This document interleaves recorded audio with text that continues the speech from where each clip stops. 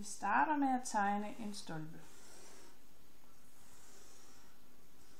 Stolpen deler vi i 4 lige store stykker.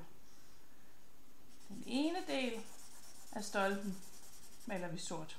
Nu vil vi gerne vide, hvor stor en del af stolpen, der er sort.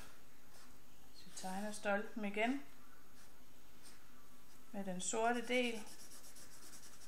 Så kan man også sige, hvor stor en del af stolpen, der er sort, eller hvor stor en procentdel af stolpen, der er sort. Vi har den ene sorte del her, og hvad udgør den af hele stolpen? Hvor der er 4 dele. Det vil sige, at vi har en sort del heroppe, og hvor meget er det ud af de 4 dele af hele stolpen? Når vi har brøken en fjerdedel, så ved vi også, at det er det samme som 0,25, altså 1 divideret med 4. For at få det i procent, hvor procent er, hvor meget noget er ud af 100, så ganger vi med 100, hvilket gør, at det bliver 25%. Vi har her en ny opgave med nogle dyr.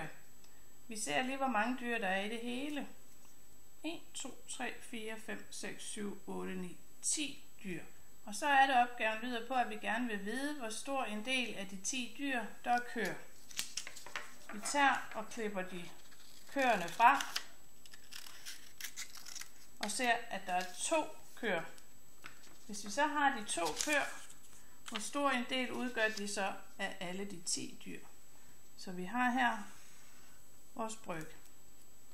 Vi har altså 2 dyr ud af de 10 dyr. Hvis vi siger 2 divideret med 10, får vi 0,20.